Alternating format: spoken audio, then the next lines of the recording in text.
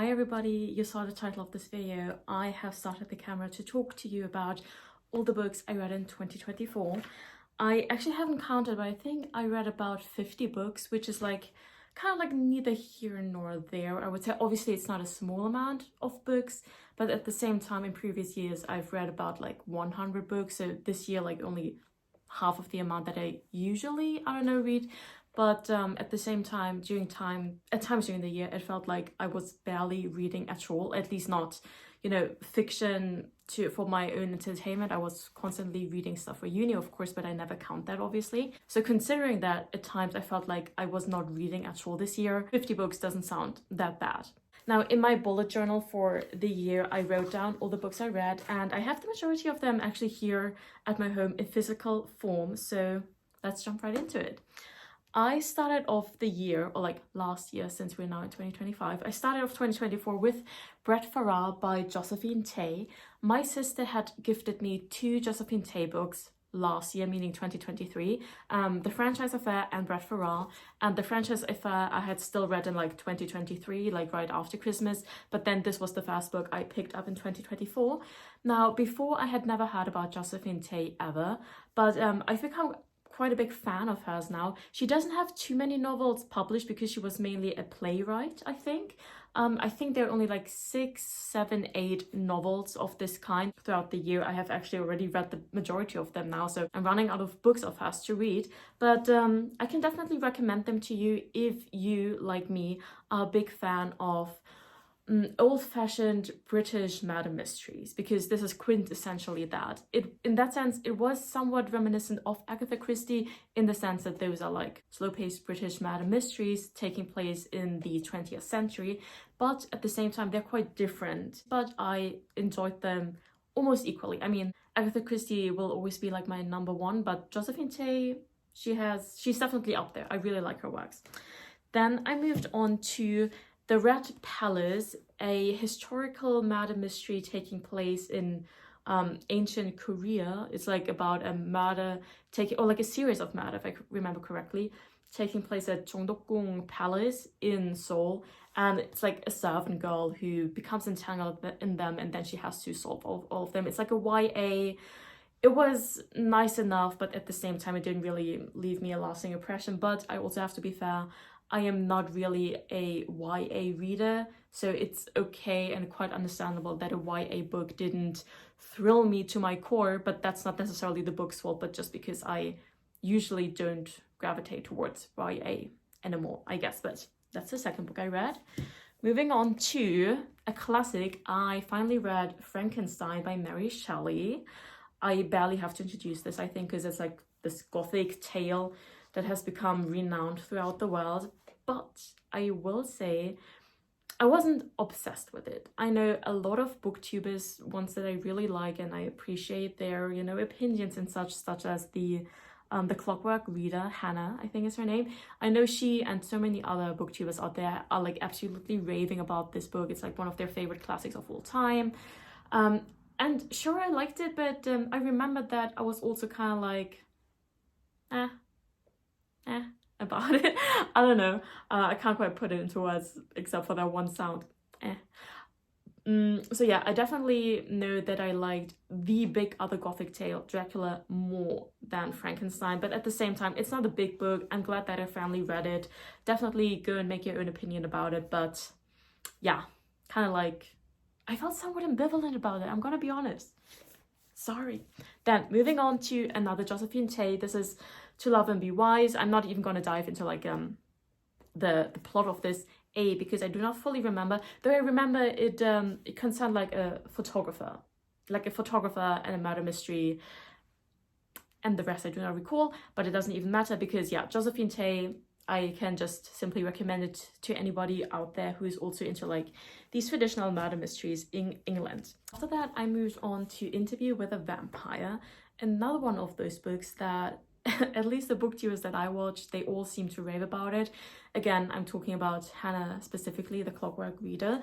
I know that she loved it. A couple of people in my actual life, they also loved this book. Apparently there's also like a series adaptation that everybody seems to love that's like quite recent. They're still producing it or something.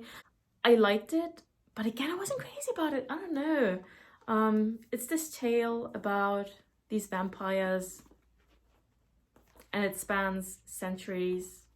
And it's like, okay, so it's about this guy, Louis, if I remember correctly, and he's newly turned into a vampire. So we learn how he's adapting to becoming a vampire, adapting to the way of life. He only knows, at first he only knows one other vampire, Lestat, Prince Lestat. And then they create another vampire who is still a child, and then it's like about the dynamic between these three very different vampires who have been vampires for like different amounts of times, etc. It was interesting, intriguing. I still haven't watched the original movie. I haven't watched this new production, the series. I have not read any of the other books. My sister, she loved this. She then picked up the second book, which is in which Lestat is the principal like character. But apparently for her, at least so far, it's a bit of a letdown. She does not enjoy it as much as this, but I can't speak on it because I haven't read it. Moving on, I read, of course, another Agatha Christie. Slowly but surely, I'm making my way through the list. On the one hand, it's ridiculous how I've been such a big Agatha Christie fan for so many years, and I'm still not even close, believe me, I'm not even close to having read all of her books, not even all of her like Poirot novels. But you know, I'm getting there. And at the same time, you know, it's nice that it's going to take me a lifetime. Instead of, obviously, like if I wanted to, I could read all of the novels she's ever written like within a single year, but then what would I do? I would be sad for the rest of my life. So I like that I'm not like forbidding myself from reading several ones back to back, but I'm kind of just like naturally pacing myself with reading all of her novels. Anyway, but I finally read Murder on the Links, the second overall Poirot novel, if I'm not mistaken. I do not remember the plot. It was not her most outstanding work, but nonetheless, I, of course, enjoyed it. Then, looking forward to talking about this, I read the Hunger Games prequel, The Ballad of Songbirds and Snakes. I started reading this while I was still here during like last year's winter holidays, and then I took it with me when I was moving back to Korea, and this was like the first book that I read and finished there, and I really, really loved this. So this is like the prequel. It's about Coriolanus Snow, about how he became the person that we know him as during the actual Hunger Games series, him being a young man going to school, becoming involved in the Hunger Games back then, or like are they being established? No, it's about the 10th anniversary of the games, and this was really intriguing because obviously he's like, I mean, morally grey is probably putting it nicely, or it might be a bit of a euphemism calling him just morally grey. Though, I mean, I think it's maybe fair to say that while he's still like only 18 growing up, he is only, you know, maybe perceiving the world a bit differently in this like morally grey way, but obviously he's not yet this like total villain that he is in the later books as like a 60-year-old man. There's a time jump there and like personal development, but kind of like downhill development, I would say. But this was thoroughly enjoyable. I do enjoy myself like a complex, morally grey character, and because we are in his head, we see the world from his viewpoint and we hear his reasoning and his thoughts. You do, I don't know if I want to say like understand him, but you can understand how he is reasoning the things, like the way that he is reasoning because of his upbringing and the things he has experienced, etc. I don't know, it was really interesting. I still haven't watched the movie, and at this point I'm not, I mean, obviously I've seen like stills, and before I read this, actually I watched a couple of like discussion videos here on YouTube, both of booktubers as well as like movie commentators, people like comparing the movie and the book and so on and so forth. So I definitely also heard about the movie adaptation, and I saw pictures and stuff, so it looked really good and very much true to the book as well. But yeah, I still haven't watched it, but I was mainly interested in reading the book. I'm always more interested in the book than the movie. I don't know, but this I really loved. Like amongst the books I've talked about so far, Josephine Tey as an author is like a big recommendation, and this as a specific book. Moving on, I read another Japanese murder mystery, The Meiji Guillotine Murders. This, if I remember correctly, this was almost like a collection of cases, but they all had like the same inspector basically trying to solve all of them, but they were not connected. Not really. I don't remember anymore. It was a year ago, mind me. But they were all connected in the sense that the criminals were condemned to death by the guillotine, or like at least a couple of people by the end die by the guillotine, which is like this new invention, or like not invention, obviously the guillotine is older than that, but it's about like the first guillotine in Japan and how it's now being used to punish the criminals of these specific crimes that we are investigating throughout the novel. I liked it. This was like a new author. I have not read of Futaro Yamada before. I liked it. And obviously Pushkin Vertigo. Pushkin Vertigo, I love that publishing company. It's Pushkin Press, and then Pushkin Vertigo is like a sub-publishing company of Pushkin Press that is specialized in crime fiction. And all of the translations and then like new editions that they do of all those Japanese murder mysteries, I adore every single one of them. Pushkin Vertigo, I love you. Anyway, moving on to the next one. I do not have a physical book because I read it like as an ebook. I think it was called The Raiders of the Lost Hearts. It was a romance novel, very much Ellie Hazelwood coded. It was not written by Ellie Hazelwood. I do not know the author of the book off the top of my head. It was a romance novel surrounding a excavation site / treasure hunt plot line, whatever. I love me anything, and I mean anything that is connected with treasure hunting. So that was like, it was very much up my alley in that sense. The romance plot in itself, again, like very Ellie Hazelwood coded. There was a lot of like steamy, sexy scenes as well. And, you know, it was a nice enough time. I didn't leave a lasting impression, but I remember it was fine. I liked it. Anything with treasures, I'm down for it. Then I read, actually, The Hunger Games. I reread the books. At least I reread the first and the second one. After that, I stopped because I had kind of like satiated myself. Like after reading the prequel, I was interested in like rereading the original story, and especially getting to book 2. I feel like everybody prefers book 2 and also like movie 2 because they're like the most interesting. I don't know. So I reread the first 2, but then I didn't move on to book 3 because I was kind of like, okay, I'm good. I like rereading those. I was surprised about how quickly the plot develops. Maybe that's okay because they are YA, or like they were published as YA novels, even though of course they had like they achieved great acclaim amongst adult readers as well.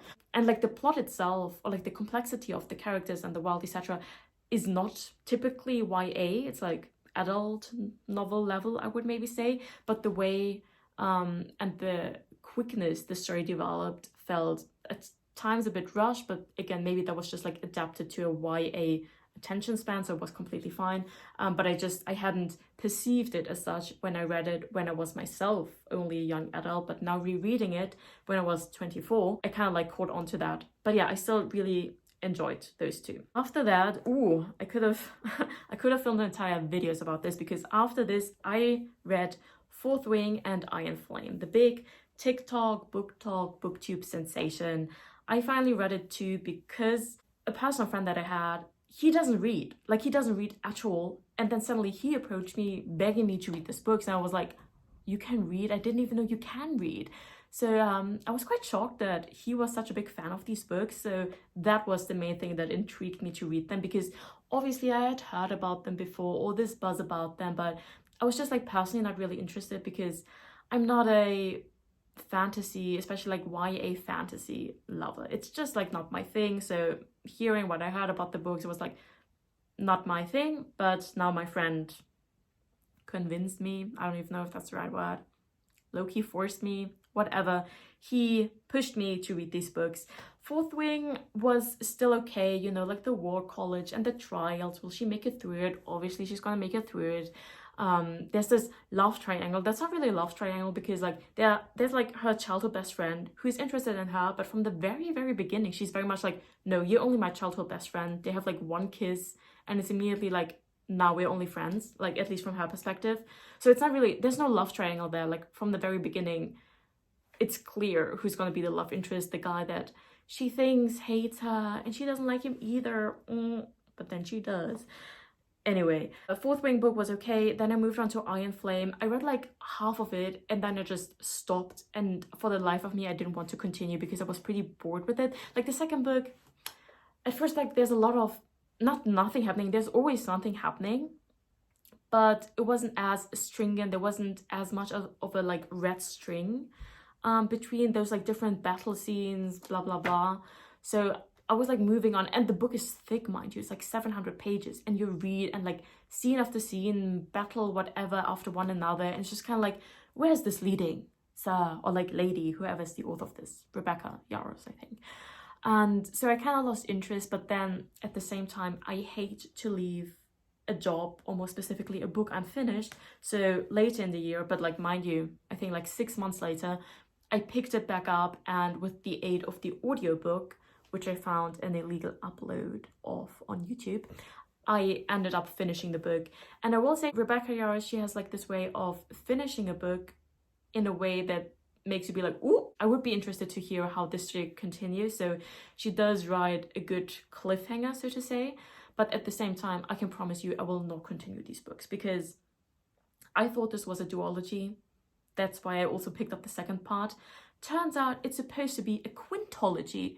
We're talking 5 books in total, and the third one isn't even close to being published yet. Or like maybe it's gonna be dropped sometime in 2025, but like book 4, book 5, they're not in the offing anytime soon.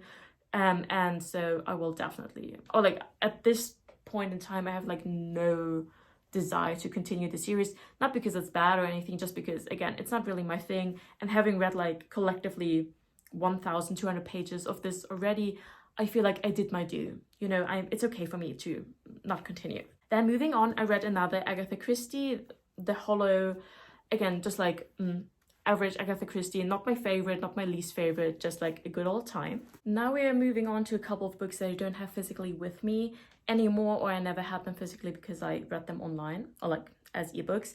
First of all, The 3-Act Tragedy, another Agatha Christie that I got like secondhand, but I left it in Korea when I moved back to Europe. Then I read/listened to Argyle after I watched the movie in like February of 2024. It was like this spy action comedy thing. The plot of the book and the plot of the movie is not the same, but it's kind of like a different case of the same like spy protagonist. It was very much all over the place, and I mean that literally because I think we were like jumping around the globe with like these different locations. Or maybe I'm completely making that up. I truly do not know anymore. But it was kind of fun, but also like nothing special, I would say. Then I read a short story collection together with a friend. Oh wait, I actually have this. I read Night Shift, a Stephen King short story collection, as a buddy read together with a friend.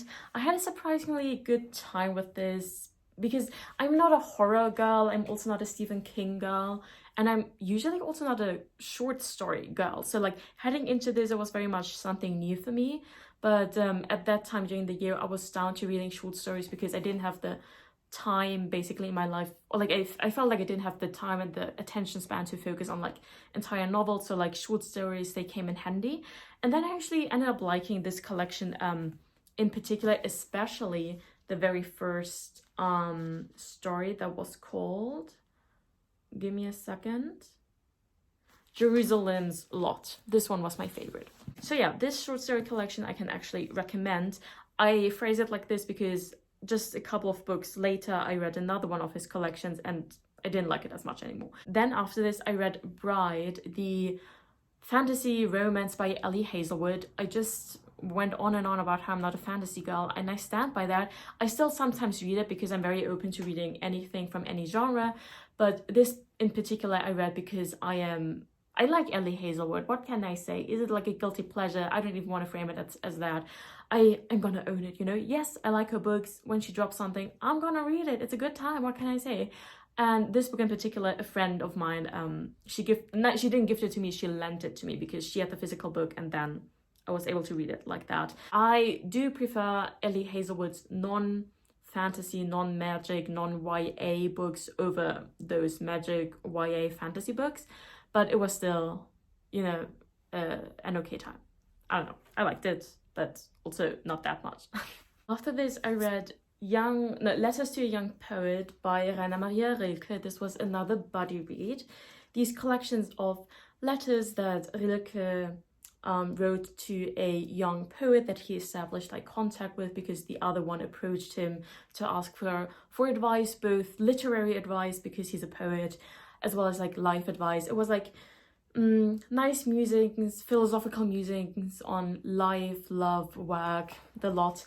This was one of the, like, usually I don't annotate, and I didn't really annotate this one either, but I did highlight phrases that I particularly liked. And with this book too, it was nice to buddy read it because me and my friend, we were able to like discuss certain passages, how we had basically interpreted them. And it was quite funny to see how we had interpreted things often quite differently. So yeah, this was a nice read. After that, another buddy read was another one of Stephen King's short story collections. This one was called Everything's Eventual, but this one I liked significantly less than Night Shift. Night Shift had better quality stories with like more original, plots and premises, I think, and the stories of Night Shift stuck with me way more than the ones in Everything's Eventual. So if you would be deciding between those two short story collections of Stephen King, which one you would want to pick up, I would definitely recommend Night Shift. After that, oh my god, finally I read 1984. Yes, I have to admit, I only now read it, or like last year read it for the first time. I mean, I'm 100% sure that like in school back then we read like excerpts, and obviously the plot, it's so iconic, of it, but only now did I finally read the entire novel start to finish. And I don't know, in a way it was different than I had remembered or thought to remembered it, or the way I had imagined it. It's like segmented into 3 parts, part 1, 2, 3. And it's like progressively getting more complex, convoluted, chaotic as the story progresses. And I remember at times it didn't necessarily feel like it lagged. I think it was more to do with me that like I just didn't have the concentration span while I was reading it. So I remember I felt sometimes I wasn't gravitating to picking it back up to continue reading. But again, it didn't really have to do with the book, but maybe like my state of mind. But overall, obviously, it's an iconic novel, a dystopian novel par excellence. So you should definitely give it a try. Then afterwards, I read The Last Word, a thriller. I read this as a recommendation of the same friend who lent me The Bride by Ellie Hazelwood. And it was just what I was... now I remember. It was just what I needed in the situation, because I think I was still reading 1984. And as I just said, like, I don't know, I was... In times, especially at the beginning, I was kind of like drudging through it. I don't know, I wasn't like compelled to pick it up and read a whole lot. And so I told her I just like want a book that sucks me in like that. That is kind of like a literal page turner, because you're like, oh my god, I need to know what happens next.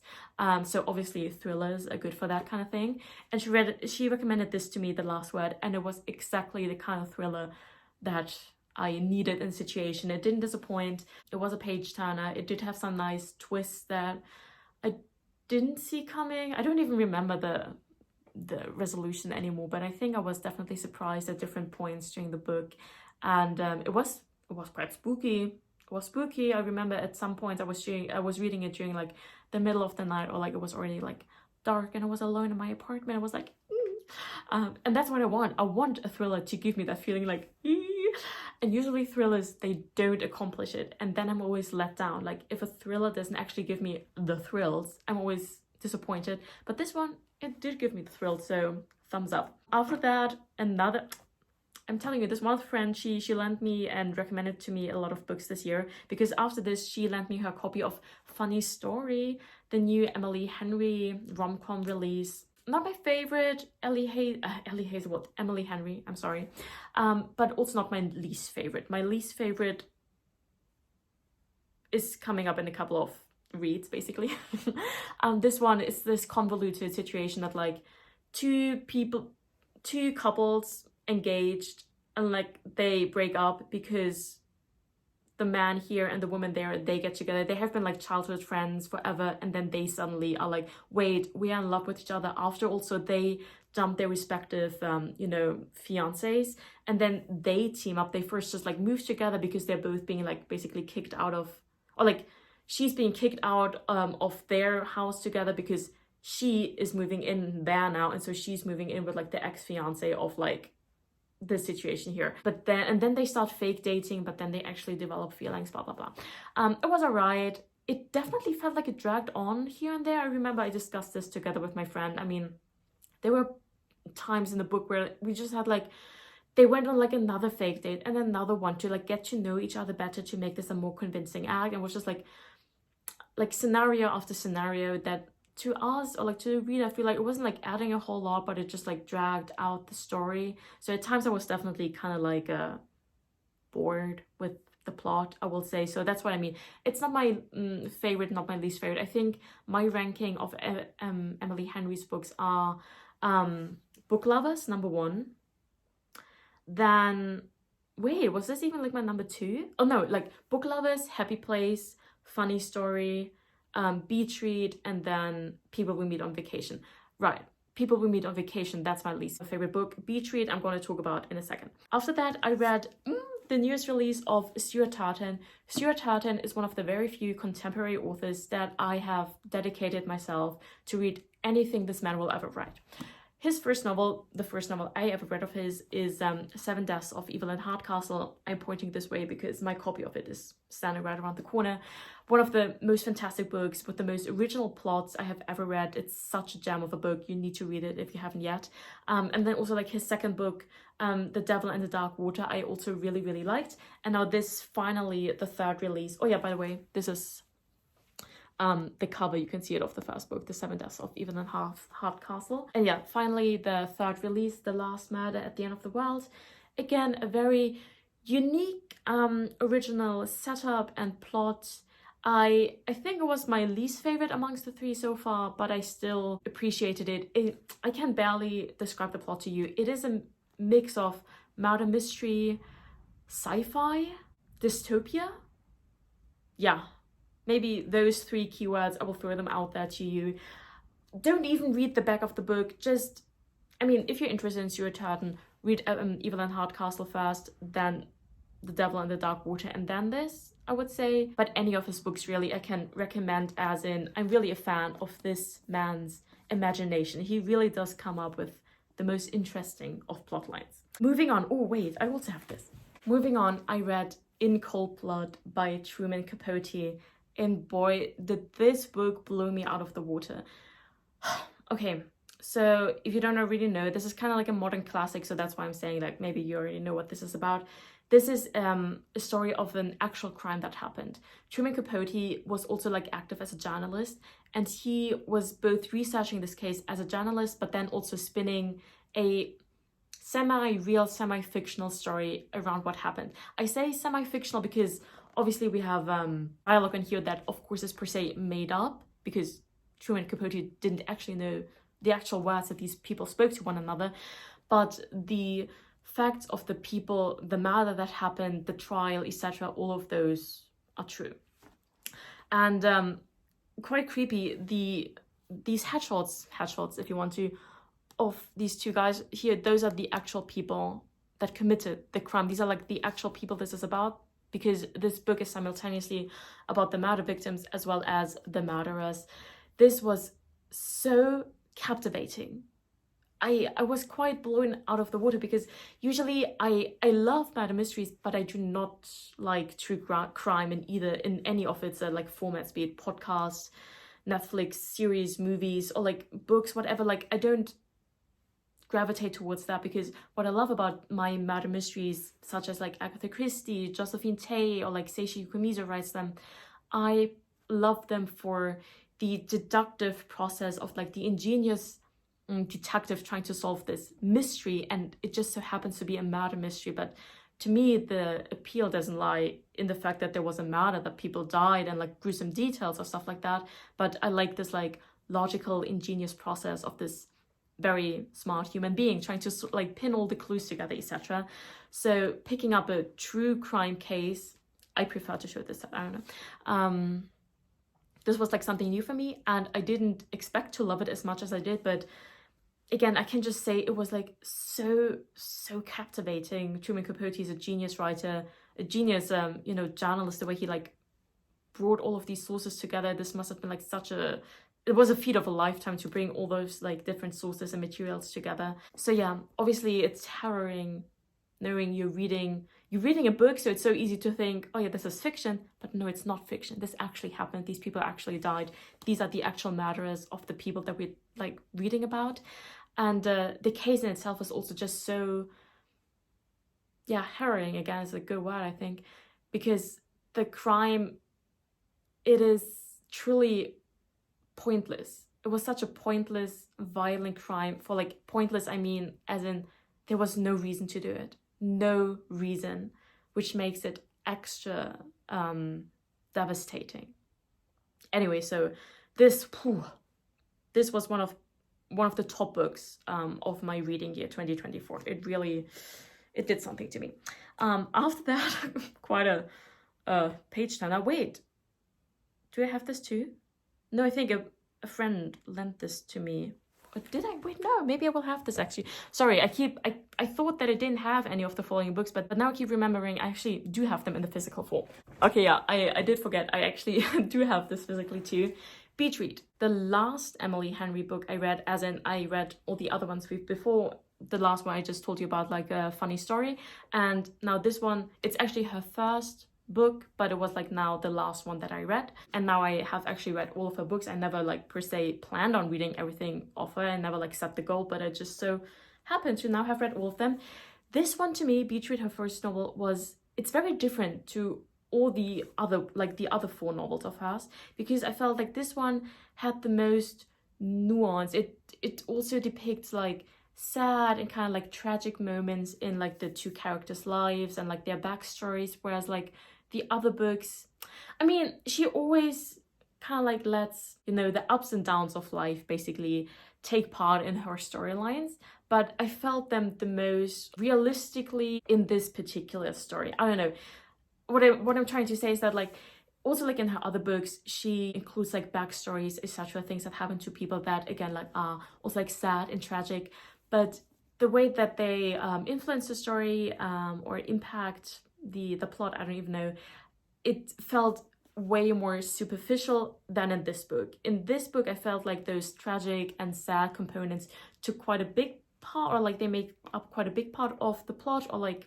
the characters also, whereas like in the other books it was like a small percentage basically. So in that sense, this one felt quite different. I can appreciate that, but just like speaking story, speaking characters, this was not my favorite one. I think I told you my listing before.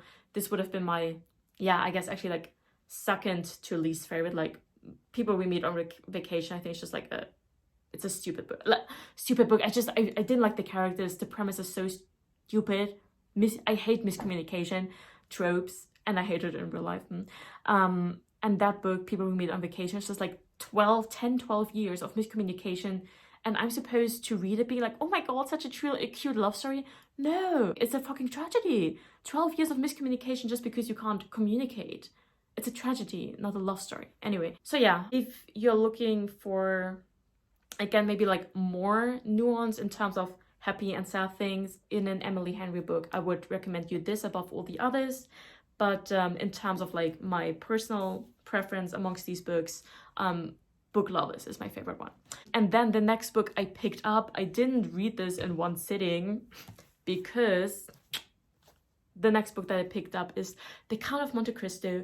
This, I don't know, the goal, the aim, the objective, the desire to read this book, it slowly crept up on me. I saw both Emmy and Throne of Pages, her name is Bella, read this like separately from one another. I think they actually both read it in 2023, so I saw those videos like a long time ago, and maybe that just like planted the seed, like because like I love me a thick book. I'm intrigued by thick mammoths of books, especially like exclusively when there are classics, not exclusively, you know, like Iron Flame, Fourth Wing, whatever. It also intrigued me because like those two were big books, but obviously you can't, or like in my eyes, I can't compare these two things.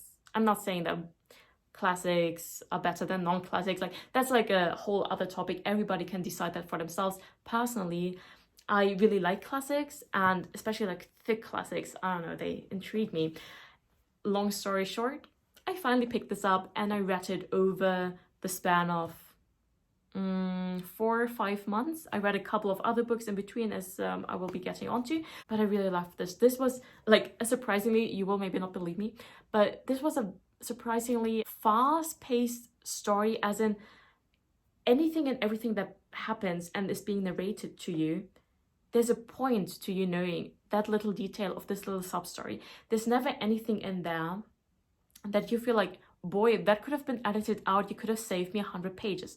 No, there's never a dull moment in that sense. As I mean, I just talked about like that one Emily Henry book, it was only 400 pages, and I definitely felt like, boy, you could have edited a bit of this out. It was like very redundant, repetitive, there wasn't really a point to it. Never such a moment in this 1186 or whatever page novel. And that is quite a feat. Now, so this is like it's an adventure story, it's a revenge story. We follow the life of Edmond Dantes, however you pronounce the name, I'm sorry.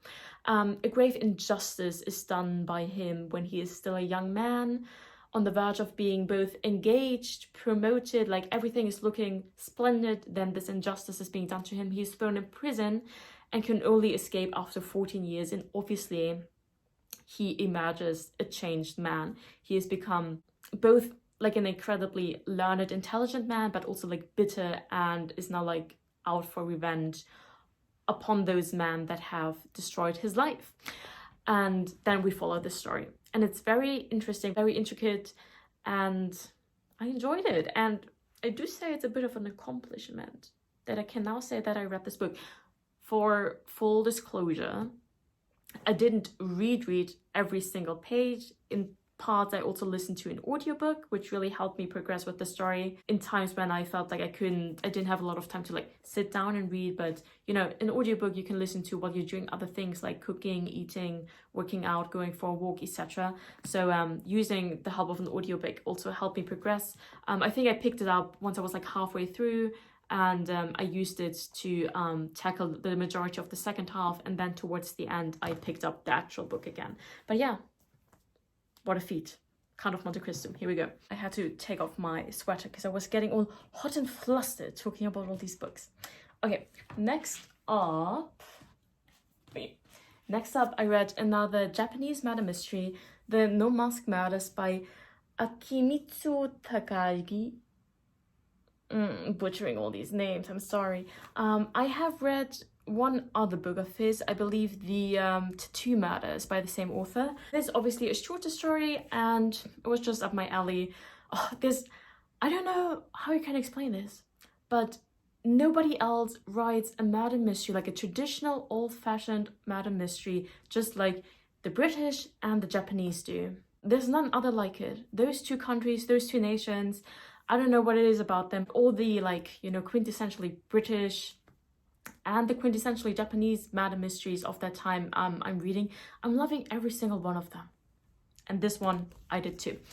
Then moving on, I read Persuasion by Jane Austen. Why did I have to look at the name right now? I was like, obviously I know that this is written by Jane Austen. I think this was the last one. I think I have now read all of Jane Austen's novels. Though like Mansfield Park, I've only listened to as an audiobook, so I still want to like read that at some point, but theoretically I've now like read all of the books. And the main character of Persuasion, she's a very gentle, introverted main character, not like loud, boisterous, or like opinionated like some of Jane Austen's other main characters are, such as Emma or Elizabeth of Pride and Prejudice, and you know, Emma. She's a very gentle soul, and she's not pushing her desires onto others, like the complete opposite of that. If anything, like we are very, I'm not gonna spoil anything, but we see that this character is like used due to like circumstances of her upbringing, as well as just like her personal, you know, personality. She's used to always putting herself last, putting her own wishes, desires, whatever it may be, last, always catering to others first. And obviously those conditions are not ideal for somebody getting what they want, quite the opposite. So we follow her and like also like her affairs of the heart, who she's in love with, and we sit on the edge of our seats wondering if, despite her like shy personality, not voicing her opinions, her desires, etc., she will get what she wants at the end of the day, or will she not? Read to find out. Moving on, I read The Housemaid's Secret, the second installment in the like Housemaid's Tale thingy. There are like 3 books in total. The first one I read the year before, like 2023. Now I read this second one. I think I remember the plot and the plot twist. The first one is better. It's about, and you know what, I kind of feel like I don't want to go into the plot, especially because you can only read this after you read the other one. So just read the other one, or like maybe but I think I didn't talk about the other one in a video because I wasn't like producing videos at the time. But plenty of people have talked about this. It's like, it's a thriller. It's very fast paced. Like you run through a book like that, you can like read it in one sitting basically. It's gonna take you like 2 days max, even if you're not a fast reader, just because like it just the story, it does suck you in, it keeps you going. But again, the first book was significantly better in keeping up the suspense, because already now with the second book, of course, we're like, okay, what's it gonna be? Is it gonna be the same plot line all over again? But like, obviously no. But at the same time, I feel like knowing the first book, and maybe even like having liked the first book, you naturally head into the second book being kind of like, you kind of like challenging the author to prove something. So you're like, okay, let's see if you can do it again the second book round. And you're almost setting yourself and the author up for failure, being like, well, I guess maybe it was okay, but yeah, I can't compete with the first one. And I mean, I also did the same thing. And yes, in my eyes, it doesn't compete with the first book, but I mean, people still plenty liked it. There's even like a third book. I personally don't right now plan on reading the third book, but at the same time, the first one was fine. This one, or like the first one I liked, this one was fine. Maybe at some point I'm going to read the third one, but I feel like it's also good to like spread them out like one a year, because if you read them too close to one another, it's like too similar a plot line, and then maybe they are not that different anymore, and then you would get disappointed, bored, etc. But yeah, so another thriller on my list. Now another murder mystery, naturally another Japanese murder mystery, Seishi Kumiso, The Little Sparrow Murders. Seishi Kumiso is, after Agatha Christie, my favorite murder mystery author. And as I just talked about, he is one of those authors that, I mean, like the Japanese too, nobody does a good murder mystery, good old-fashioned classical deductive skills necessary murder mystery just like them. And yeah, Seishi Kumiso is one of those authors.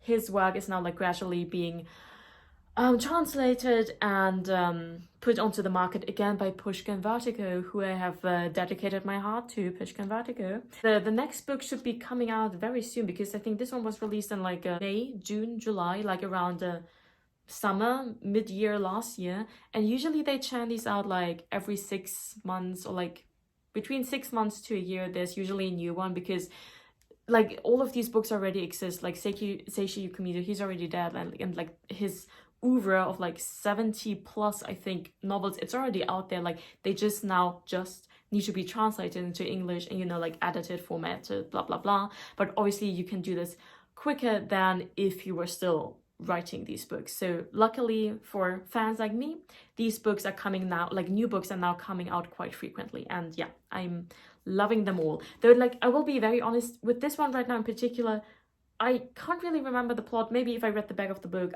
it would come back to me. But you know, they're all featuring the same kind of like quirky private investigator whom you grow to love. And again, like these novels, they just like all have the same format and structure of a traditional murder mystery that I simply adore. So these kind of books, they're never let down. Even if like at the end of the day, I don't even remember the plot anymore, because maybe it didn't even stand out in itself, but I still loved it. So that's that. Moving on, I read The Daughter of Time, another one of Josephine Tey's books. My sister lent it to me. That's why I don't have it physically, because I gave it back after I was done with it. Then I read a collection of Shirley Jackson short stories. Shirley Jackson, damn, that's a bit of a tongue twister. I love her kind of like gothic, eerie, very atmospheric. Not all of them are gothic and eerie, but they're always atmospheric, I will say. She's a great writer. I love her writing style. I loved yes, The Haunting of Hill House, When We Lived in a Castle, something like that, something with castle. There's another book, I read that too. And I feel like, did I read a third book? I'm not sure. There are also not that many books of hers. I think she wrote a lot of short stories, so it was great to now finally pick up a short story of her. Before that, I only knew of The Lottery, which I think is arguably her most famous and well-known short story. I will say I think it was still my favorite amongst the ones I read in this collection. It was the very last one. They really made you read the entire book until they finally gave you The Lottery. But still, I enjoyed that. After that, again, that's a hard 180 in terms of genre. I read, oh, do I want to admit this on the internet? I read Done and Dusted, and as you can see, it is a, well, kind of cowboy rom-com. And yes, I read it, and yes, it was okay. I wouldn't say I particularly liked it. It was just like fine. I don't know. I think it's like a series. And this isn't necessarily even the first book, though. Like, I could read it and I understood everything. So maybe those books are not connected, but I've seen, because like, here's the thing, I got this for the cover. I thought the cover was cute, and I was like, sure, I'm not opposed to like the occasional rom-com, so let me get this. And I definitely saw this next to two very similar covers, and again, I thought they were like a series, but maybe they're not even like with the same main characters, or maybe it's like side characters in this are like main characters in the other books, something like that. I don't even know. I don't necessarily plan on reading the other books. This was just like an spur of the moment, let me get it for the cute cover pick, and you know, it was okay. Then after that, another one of my favorite books of the entire year, and I do not have the physical copy with me right now because I lent it to my sister and she has actually not given it back to me, even though I lent it to her like 6 months ago. I'm sure she has finished reading it, but sometimes she's not the best at returning things that I'm lending her. Anyway, Lolita. Lolita, same as, like, completely differently, of course. It's not, I'm not trying to compare it to In Cold Blood, but same as In Cold Blood, it was a book that just kind of like swept me off my feet. It was such an intriguing, interesting read. And I know there's like so much lore about Lolita, of course, because I think that the work has been misinterpreted, or like public view on Lolita, the concept, the story has been skewed by one-sided Hollywood productions, which I have seen not a single one of. So I went into the book kind of like, of course, like knowing, okay, Lolita is about this like relationship with like an older man and a much younger underage girl. Like, what the fuck is that gonna be about? But it was a very interesting read. Also like nuanced. Do read the like foreword or like introduction or like note of the author. Read it to put everything into context. This is not a autobiographical story. This is not a story depicting what the author believes to be right or true or like whatever. This is a fictional work. So that's why like I don't think the story for its, of course, like twisted morale and everything should be condemned, because again, this is fiction. The author didn't try to sell this as, I believe this is good and right and should be done. Not at all. Like, none of these fictional works necessarily do that. You must never equate the moral of a story to, this is the moral that the author himself as a real person supports. Those things can be very different. So if you head into this book with this point of view, again, it was a fascinating book. It came to me as a recommendation by like someone special in my life, which made the entire reading experience especially special. So like the entire context I also read it in was very unique, and yeah, it was just like what an experience. I will like go through it at the end of the video, like which one of these books I would most urgently recommend to you, but this is definitely going to be one of them. Now we are reaching the first book of the year of 2024 that I actually did not finish, not even close to finish, because I picked up another Stephen King, The Stand. Once more, I was intrigued by the thickness of the novel, and I said before, I'm not a Stephen King girl. I still stand by that. After having read those two short story collections, I was, however, intrigued to pick up a longer story. When I bought this, I bought it online, shame on me, but via like a small retailer, not Amazon, so that's at least a little better. When I ordered it, I didn't know how thick it was going to be. I thought it was like a normal size novel, you know, something like this, not like this. And I started it, and per se, I made a decent dent. I read like 130 pages, with which, like in other books, that's already like a third of the story. In this book, however, that's only 10% of the story. I started this around September, I guess, and then I again moved. I moved to Portugal afterwards, and I decided not to take this with me because this was like so thick and heavy. It would take up a lot of like room in my luggage, and I already like took the Count of Monte Cristo with me, which is like just as thick, and the Count of Monte Cristo was more important to me than this. But now returning here, sorry, I thought I just had something. But now returning here, and like I even picked it up again, but I just read a couple of pages and I realized, you know what, I think I don't want to continue reading this book. I don't want to, and why would I if I don't want to, you know? So obviously I barely scratched the surface of what this is about, but it's kind of like this dystopian as in like, no, not dystopian, it's an apocalyptic novel. It's about this virus that's spreading, and apparently, like, I haven't even reached that point in the story yet myself, but I know from the back of the book, this virus that escapes this laboratory is then going to kill over 99% of humans on the entire planet. And then it's about like those few remaining people gathering around two central figures, one of them who is like a symbol of like supporting like peace and like harmony, peaceful cohabitation, etc., and the other one being called the Prince of Evil. You can imagine what he's about. But again, I haven't even reached that point in the story because this is such a thick story. We are getting introduced to so many people, and we don't even learn their entire backstory. But even just diving into like a bit of the backstory of all of these people, I have like barely made progress in the actual like overlying or like underlying story, and I was still stuck in this part of just being introduced to everybody. But as is Stephen King's thing, I guess, there's like a lot of like sad and horrible things, very cruel, unlikable characters. And yeah, I picked it up again a couple of days and like continued reading a bit, but then I was like, oh, I don't want to surround myself with that, you know? I don't need to bring that into my life, especially not if it's like another 1,000 pages, you know? If it were like another 200 pages, maybe I would have persevered, just again for the pleasure of having finished it, because I like to finish books. I hate to now put this back on my shelf not having finished it, not even close. I guess I'm gonna put it on my TBR shelf, and maybe at some point I'm gonna want to pick it up again, but like full disclosure, haven't picked this up. I chose this novel in particular because when I decided I wanted to pick up like a full-length novel of Stephen King, I did some research on like his most famous, most celebrated works. And I mean, obviously The Shining I've already read.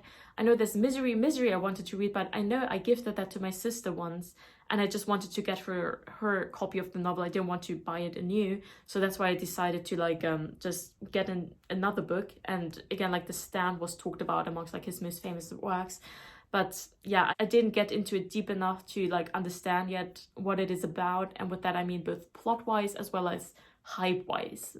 At this point in the story, I do not yet understand why people apparently love it so much. But again, 10%, obviously, I didn't really progress far. After that, it wasn't like the right next book. I read one in between, but I'm going to cover that in a second. But like moving on to the next book, I want to move on to that right now because that's the only other big book I also didn't finish, and it is the Book of Disquiet by Pessoa.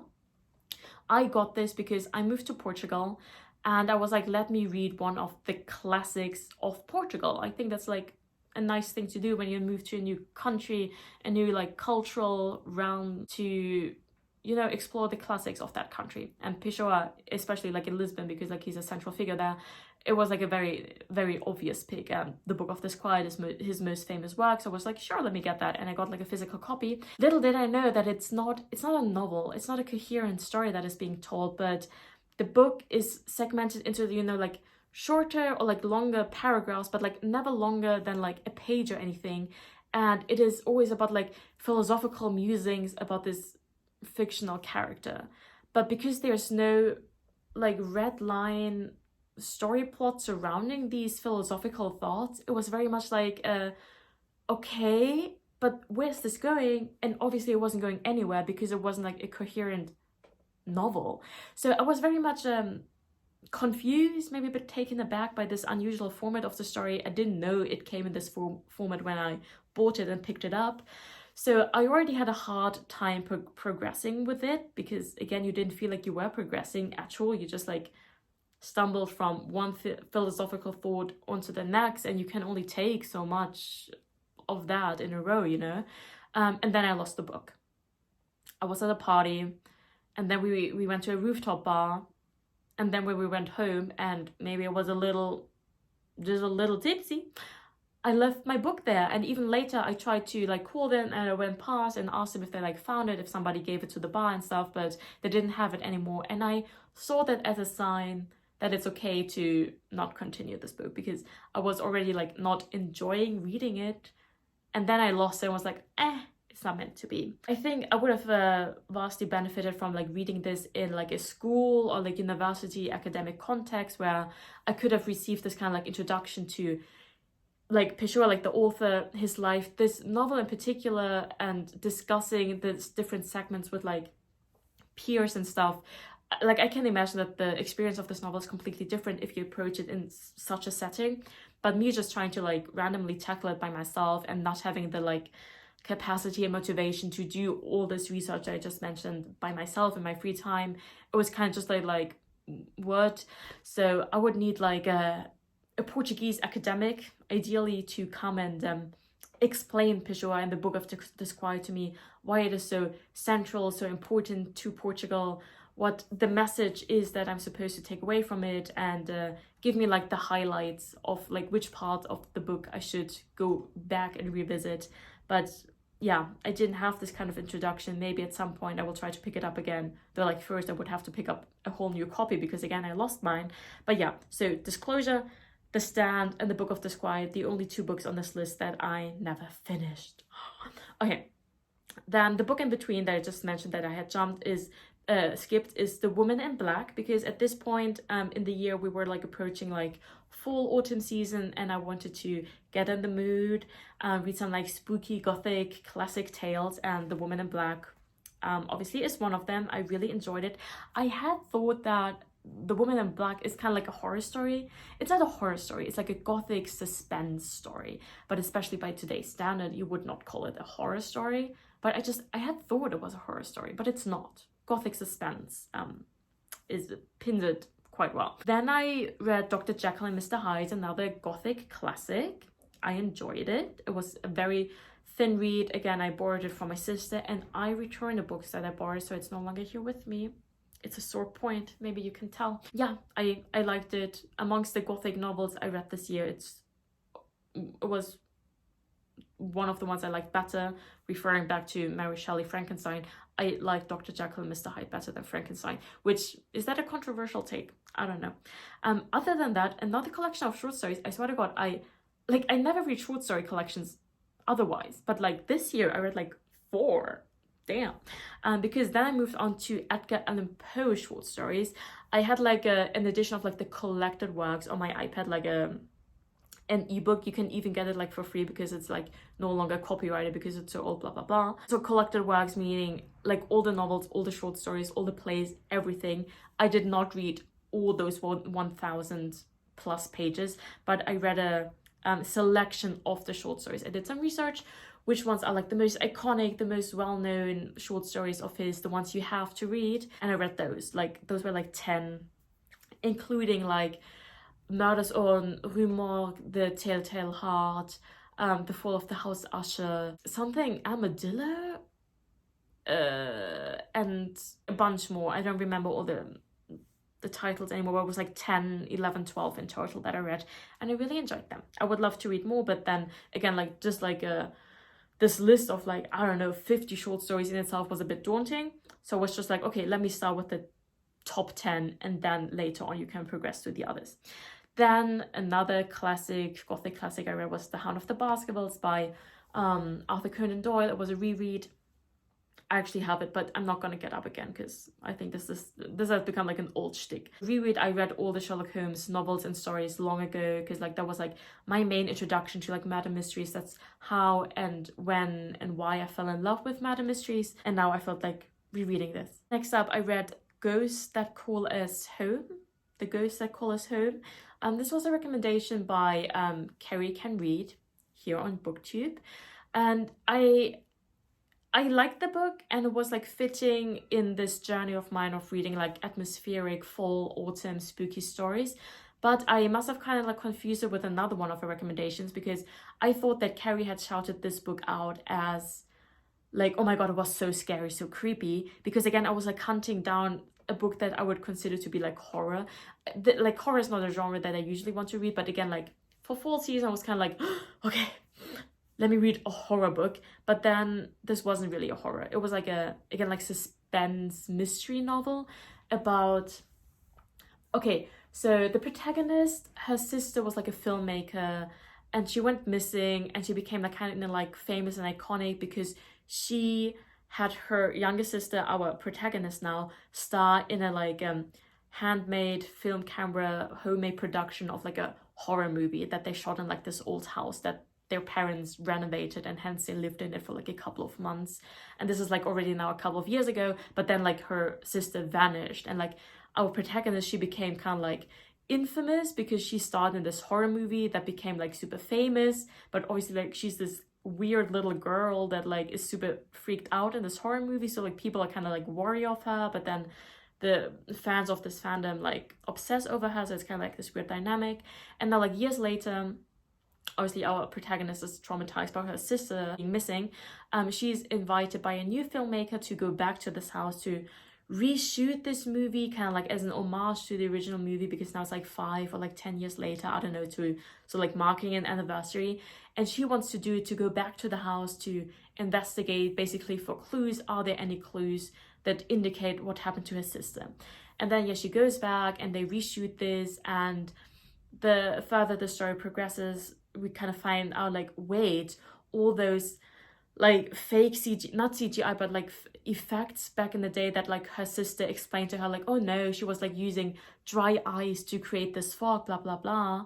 We learn, wait, what if her sister didn't actually create those effects, but something actually like supernatural, paranormal, sinister was going on in this house, and her sister only captured it and like told her sister, oh yeah, all of this is fake, so that you wouldn't actually be afraid. But what if the house is actually haunted?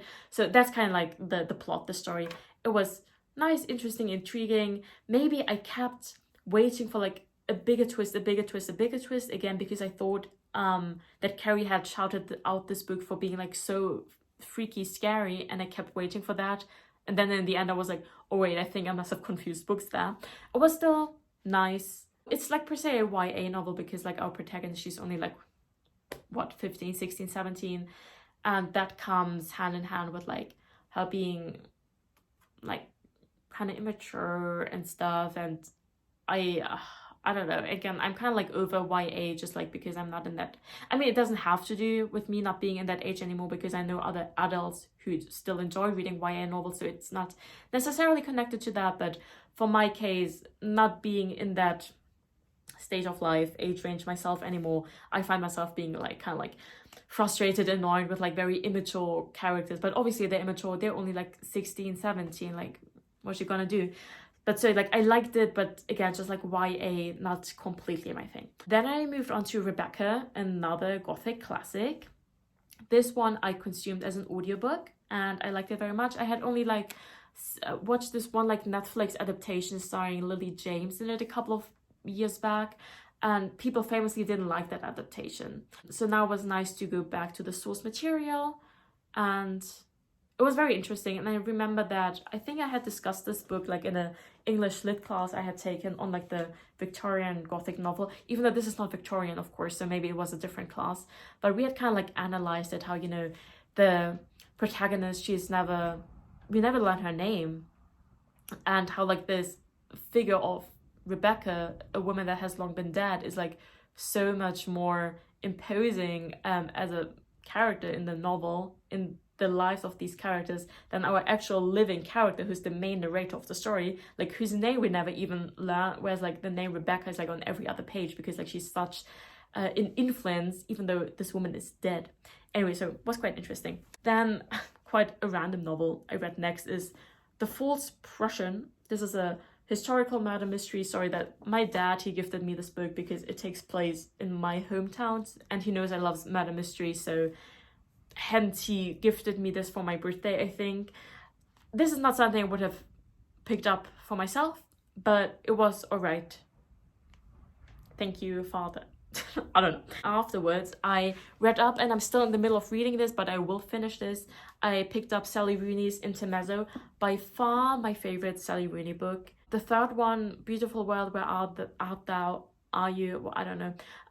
Where it's called Where Are You? It's not called Where Art Thou? I don't know why I just thought that. I despise that novel. I really didn't like it. Normal People and Conversations with Friends are okay, but I never got the hype, the crazy hype around Sally Rooney, but I was still always intrigued enough to pick up her new books. Same with this new one.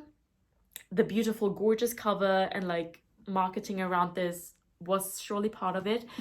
But again, this is by far my favorite novels of hers now. As you can see, I'm like maybe like at 55% or something like that. The characters in here are so much more likable than any characters Sally Rooney has ever written. They're still like very complex, and there's a lot of tragedy, but also like nice things going on. Like, it's very nuanced in that sense.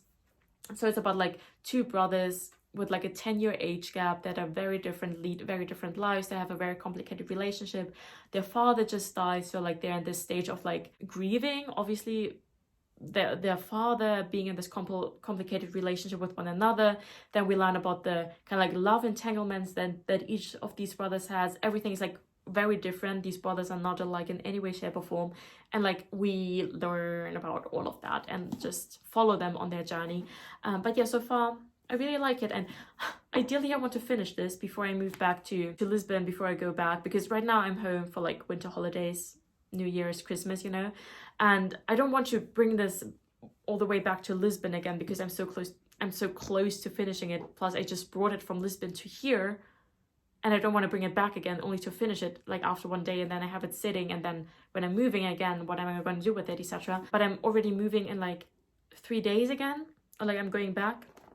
And I'm also still reading another book, and I don't know, I also theoretically have like 3 exams I need to prepare and another submission, but yet here I am sitting talking about the books I read last year for an hour instead. So that's very good use of my time, don't you think?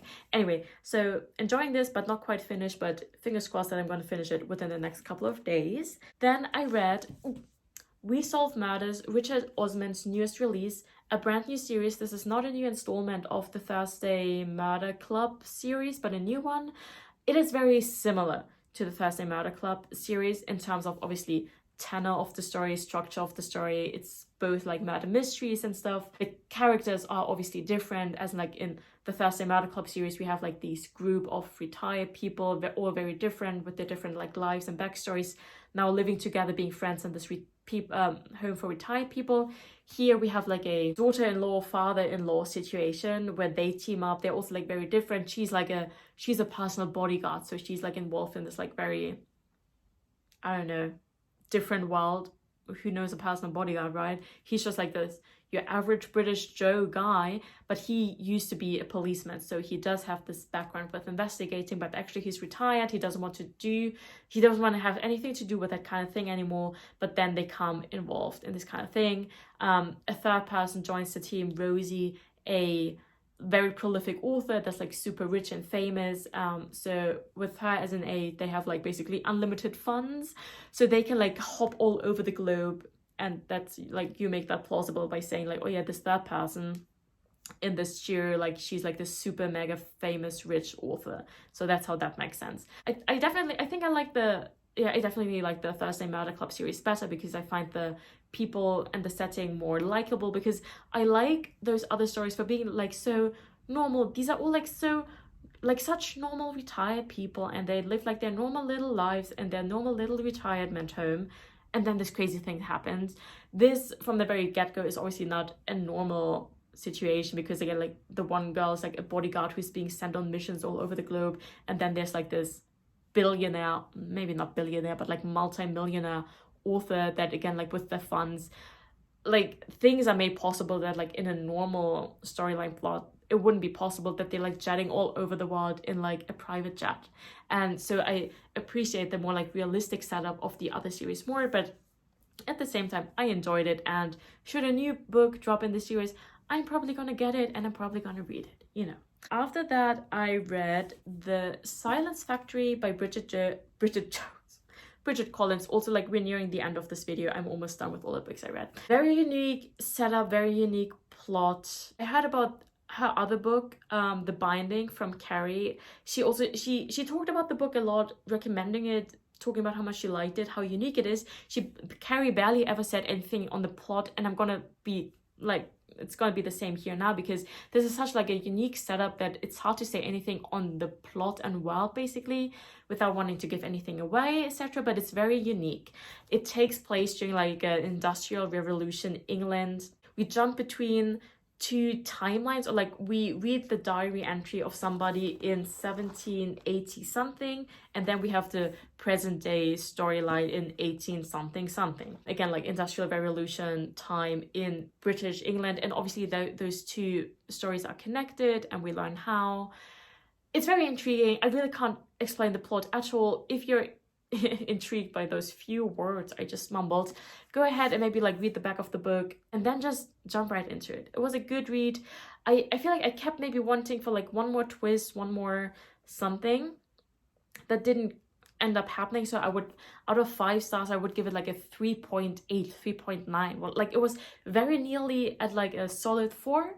Not quite, but I still liked it, and I can always appreciate myself like a unique setup to a story. So yeah, that was The Silence Factory. Now to the 2 last books I read another Japanese murder mystery, Beast in the Shadows by Edogawa Rampo. I got one more of his novels. It's still sitting on my TBR, because I, with this like penguin crime classic collection, like all of them have like these green covers and stuff, I found out about Edogawa Rampo, whom I haven't heard about before, and I got intrigued to try this new author amongst the Japanese murder mystery authors that I like so much, and I really liked this. I read this like within a day for sure. It's like such a small read, but again, so small, but exactly what I wanted.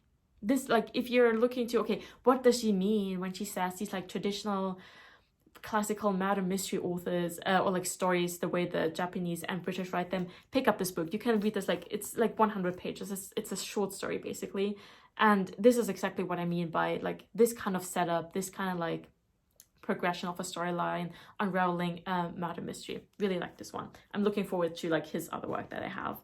And now, last but not least, the book I'm also still currently reading it, you can see I'm about like maybe 40% through, is The Voyage of the Damned by Frances White. A friend recommended this to me over a year ago. I was still living in the Netherlands, I'm pretty sure, but only now I finally got it. And she recommended it to me because my girl knows that I'm obsessed with Agatha Christie. And she heard that this was like an Agatha Christie-esque book. And it is, but it is set in like a fantasy world. The fantasy element, on the one hand, it's pervasive, like it's like a fully fantasy world setting, but at the same time, if you just like focus on the murder mystery, it's also not like a disruptive factor, like, oh my god, no, all of this fantasy stuff I can't keep up, if that's not your thing, like me. So like, yes, fantasy, but also not too heavy, but at the same time, yes, because it's pervasive. I don't know. So this is an Agatha Christie-esque murder mystery in the terms of it takes place on board of a vessel. So like the country, the fictional country of this fantasy world, it has like 12 provinces, and each province has like one central figure that has like magical powers. They're called the Blessed. And like each year, the 12 blessed of all the regions, they go on like this 12-day pilgrimage to like this one central religious site to like worship the goddess and then go back. And while they're on this voyage, people suddenly, like these blessed end up dying, or like people die one after the other, and we're trying to figure out what's going on, what's happening. The main protagonist is the Blessed of the Fish province, which is like the lowliest of all province. Everybody despises him. He himself despises himself, and he carries a big secret because he is not actually one of the Blessed. He doesn't actually have magical powers, because usually you get like the powers because your father or like your mother, like your parents, one of them is like the current Blessed, and then they pass this blessing on to one of their children. And like our protagonist, he's the only official heir of his region's, you know, current deuces, I think they call them, but his father, because he cheated on his mother, has like a lot of illegitimate children that nobody knows about though. So one of his like bastard children apparently inherited the blessing and not his like official heir, but because that's like a big scandal, nobody must find out. Our main protagonist, he has to pose as the official heir, as the official blessed, and because like blessings are very like secretive, nobody knows what each other's blessings are, like magical powers basically, he can keep up the act that like nobody knows that he doesn't actually have those powers. And so that's kind of like the framework. So, and that's what I mean, like this fantasy, those fantasy elements, they're all around because like all of them have theoretically magical powers and the whole world set up, etc. But yeah, I'm only 40% through, but like I'm enjoying it, especially considering this is per se like a YA fantasy, which is not up my alley at all. I'm enjoying it because it actually does have like this Agatha Christie-esque, as in closed space murder mystery. This is a vessel in the middle of the ocean. In other words, nobody can enter, nobody can flee. So it must be one amongst this. And yeah, I'm excited to see where this will be going. Whew. Okay, so those were all the books I read in 2024. Around like 50 books, as I said before, a bunch of different genres, obviously a majority, as is usual with me, being murder mysteries, but we have like classics too, thrillers, romance, fantasy, short story collections, and a lot more, I'd say. And yeah, I really enjoyed what I read, and I promised to give you like my favorites. My favorites would have been for sure, again, like Josephine Tey as an author, The Ballad of Songbirds and Snakes, Lolita, In Cold Blood. Intermezzo is like a big surprise for me. I really like The Count of Monte Cristo. Yeah. Oh wait, I forgot one. I also read King Lear, like a Shakespeare play. Ooh, almost forgot that. Golly me. And then like, yeah, I'm quite happy, especially with all of the very good and entertaining British and Japanese murder mysteries I got to read this year. My absolute favorite. I hope you enjoyed this. Tune back for my next episode, whatever video it may be, and have a good time. Happy reading in 2025.